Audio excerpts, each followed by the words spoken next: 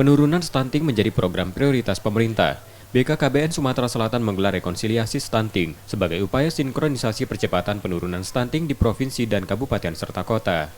Rata-rata tingkat prevalensi stunting di provinsi ini tahun 2021 mencapai 24,8% atau di atas rata-rata nasional sebesar 24,4%. Bahkan di beberapa daerah seperti Kabupaten Ogan Komering Ilir dan Ogan Komering Ulu mencapai lebih dari 30%. BKKBN terus mengupayakan percepatan penurunan stunting, mendekati target nasional 14% tahun 2024. Upaya tersebut tak hanya melibatkan satu sektor, dengan multisektor dan pemerintah maupun non-pemerintah. Jadi salah satu faktor penyebabnya ya komitmen dari sektor-sektor yang terkait itu belum maksimal. Nah ini yang perlu kita upayakan itu untuk dimaksimalkan. Ya kita lihat partisipasi dari sektor pemerintah saja belum semuanya menyadari tentang peran masing-masing. Padahal semua sektor itu pada dasarnya terkait dalam percepatan penurunan stunting. Wakil Gubernur Mawardi Yahya menginstruksikan pemerintah kabupaten dan kota untuk mendukung upaya penurunan stunting.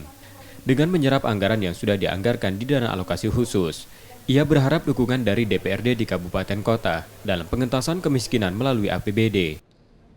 Ya, tadi sudah disampaikan oleh Kepala BKKBN Pusat Pak Asto bahwa beliau menganggarkan juga DAK. Nah, harapan kita kabupaten kota juga jangan sampai DAK pun tidak dibelanjakan.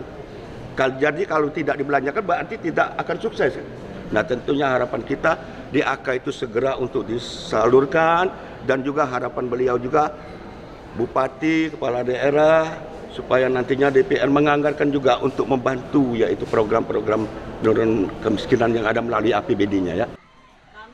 Stunting merupakan gangguan gizi kronis yang menyebabkan anak terganggu pertumbuhannya dan kecerdasannya.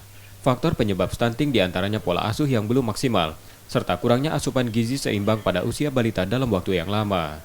M. Rizky Nurmizan, Kompas TV, Palembang, Sumatera Selatan.